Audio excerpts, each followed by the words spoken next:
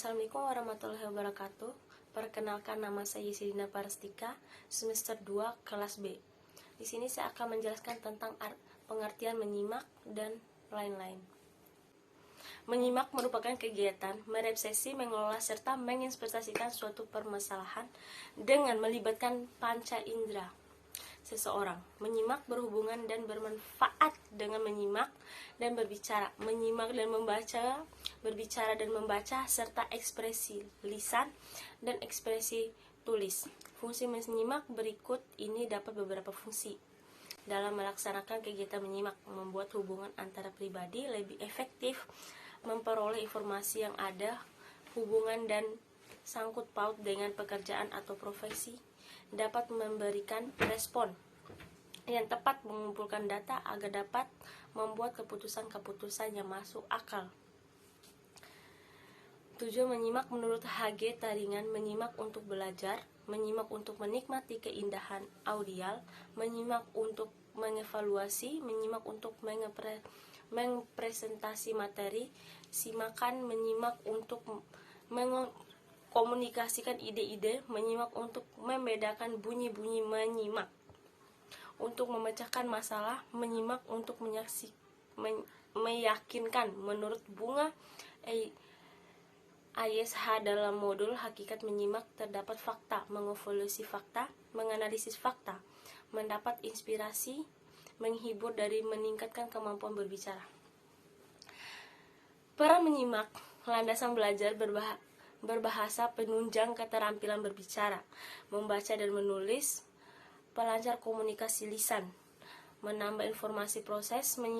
Menyimak tahap mendengar atau hearing, tahap memahami atau understanding, tahap menginterpretasi atau interpreting, tahap mengevaluasi atau evaluating, tahap menanggapi atau responding. Yang kedua, tahap menyimak ada 5 tahap. Yang pertama, tahap mendengar atau hearing. Seseorang baru mendengar segala sesuatu yang dikemukakan oleh si pembaca dalam ajaran atau pembicaraan. Yang kedua, tahap memahami. Tahap memahami, seseorang mendengar kemudian timbul keinginan untuk memahami dengan baik isi pembicaraan yang disampaikan oleh pembicara. Yang ketiga, tahap menafsirkan atau interpreting. Seseorang menafsirkan isi dan butir pendapat yang terdapat dan tersirat dalam ujaran itu. Yang keempat, tahap menilai atau evaluating.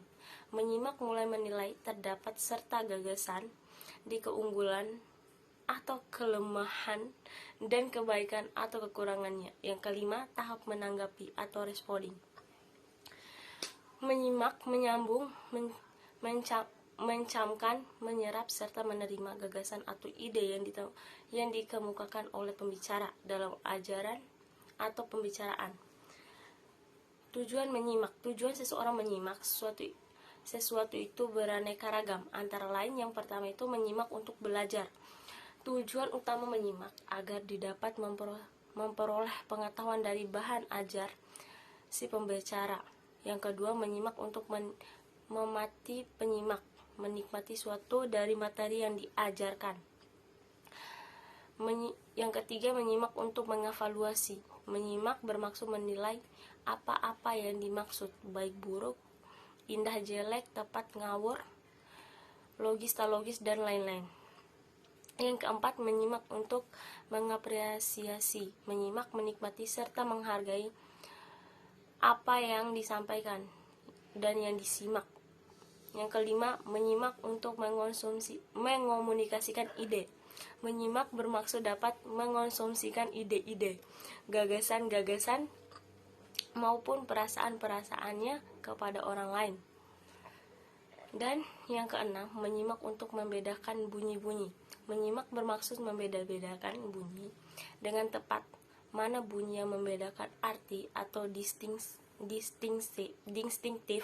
dan mana yang tidak membedakan arti. Biasanya ini terlihat nyata pada seseorang yang sedang belajar bahasa asing yang mendengarkan ujian berbicara asing. Yang ketujuh, menyimak untuk memecahkan masalah. Menyimak bermaksud memecahkan masalah secara kreatif dan analisis. Sebab Dari pembicaraan akan memperoleh banyak masukan berharga. Yang ke-8, menyimak untuk meyakinkan penyimak dengan tekun menyimak ajaran pembicaraan untuk meyakinkan dirinya terhadap sesuatu masalah atau pendapat yang diragukan.